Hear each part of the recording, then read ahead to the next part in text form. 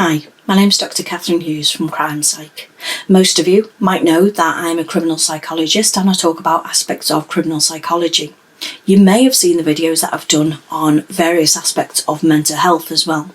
In today's video, I'm going to be discussing mental health and suicide in the light of Harry and Meghan's Oprah Winfrey interview. I didn't put anything about Harry and Meghan in the title because I really don't want to be thought of as just another person jumping on the bandwagon to get publicity from it. I'm going to be talking as a mother whose son has attempted suicide and how I just never seen it coming. I'm also going to be discussing Piers Morgan's disgusting comments about not believing Meghan was suicidal. Let's begin by just taking a look at Harry's life overall. Harry has been a big advocate of mental health. He's spoken candidly about his own mental health and how he struggled following the death of his mother. He admitted to years of attacks of both panic and rage, disclosing that his life was in total chaos for 2 years. He said, "I just couldn't put my finger on it. I just didn't know what was wrong with me." He said in an interview that he'd been very close to breakdown on numerous occasions when all sorts of grief and lies and misconceptions are coming at you from every angle, he said. As a campaign to raise awareness of mental health issues, he acknowledged that he'd completely blocked his emotions for years. Harry has struggled and knows firsthand the devastating impacts of poor mental health. For those of you who don't know much about the UK monarchy, in a monarchy, a king or a queen is head of the state. The British monarchy is known as a constitutional monarchy, and that means that while the sovereign is head of state, the ability to make and pass legislation stays with the elected parliament. Although the sovereign no longer has a political or an executive role, he or she continues to play an important life in the part of the nation. There are lots of resources out there if you do want to learn more about the structure of the monarchy. But needless to say, being in the royal family comes with a certain set of rules and expectations. It's only in recent history that some of the long-standing traditions have been broken. His mother, Princess Diana, had separated from Prince Charles, which was a huge scandal in the UK at the time because Charles was first in line for the throne. Now that I've given you a tiny bit of background about the royal family as an institution, I'm going to be talking about Harry and Meghan as individual human beings with the same emotions and struggles as the rest of us.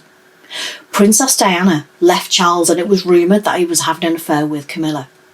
Diana became the focus of the media, which ultimately resulted in her car crashing and her dying.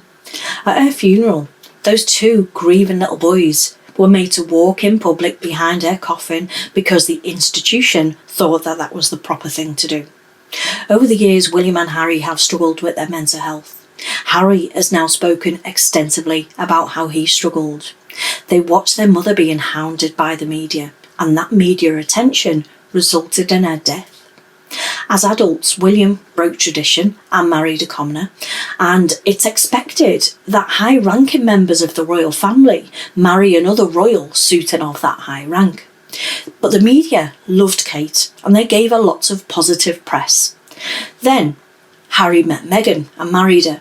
I really don't know why, but the media didn't like her as much, and they gave her a significant amount of negative press. So Harry sees the effect that this is having on Meghan, and he knows firsthand what it's like to experience the stress, depression and lies that can come in the media. Now, I don't care what anybody thinks of Harry or Meghan, good or bad. It really doesn't matter whether you like the monarchy or not. But these are two human beings who were struggling to cope. Their mental health was declining. Harry knew that, and he did everything that he needed to do to protect his family. There are discussions in the media arguing that Harry moved his family away to take them out of the limelight, but then he went on Oprah on TV to do an interview. But what if they just wanted to tell their side of the story? What if they felt they needed to justify their behaviour? Then you have bullies like Piers Morgan saying that he doesn't believe that Meghan was suicidal. And that one quote is the reason for me speaking out about this subject today. Piers said it, and everyone on social media starts to comment on it and agree or disagree with him. I'm fairly certain that those who agree with Piers haven't ever experienced depression or suicidal thoughts themselves or loved anybody who has. It's hugely damaging to say that you don't think that she was suicidal. Meghan will never know what you've said on your social media, but your friend who's been feeling suicidal might not speak to anybody for fear of not being believed now. What do you think depression looks like? Does it look like this or this? But surely rich people or those in positions of privilege have got nothing at all to be depressed about, right? Think again. If you're human, you can become depressed. Depression doesn't leave you alone if you pay it enough. Suicidal thoughts don't pass you by if you're in the spotlight and you're smiling and laughing in public. These people go home at night and they read so many hateful comments written by faceless, unaccountable people on the internet. They read negative things about themselves in the media. Depression doesn't look sad or it doesn't cry all the time. If somebody is talking about suicide or suicidal thoughts, that's a really good thing. We often need to talk about our feelings to be able to make sense of them. Just because somebody doesn't look like they fit in with your ideas of what suicidal people should look like doesn't mean they aren't. Just because they don't talk about feeling suicidal doesn't mean that they're okay. My son attempted to commit suicide and I struggled for years following that because I thought, as his mum, I should have seen it coming. He'd taken tablets of mine and he'd drank a bottle of spirits. He'd smashed a glass and he cut his own neck several times. Thankfully he'd missed all of his major arteries because he wouldn't be here today if he had have got one. But God, I hated myself following that. How did I not see that he was feeling that bad? How could I have been stupid enough to go to work and leave him that morning? Why hadn't he talked to me about how he felt? I should have known, I should have been there, I should have done something. But since that time, I've learned that those who attempt suicide genuinely believe that the world would be better off without them in it.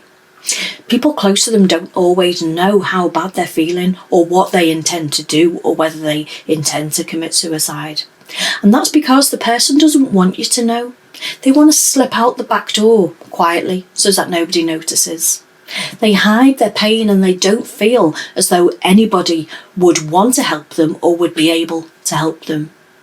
So when people in the media spotlight say stupid things like, I don't believe she was suicidal, it hurts every single person who's ever attempted suicide. It hurts everyone who's ever loved somebody who's attempted suicide. It makes those with suicidal thoughts think that nobody will believe them, even if they did say something. It takes a massive amount of courage to say that you're feeling suicidal.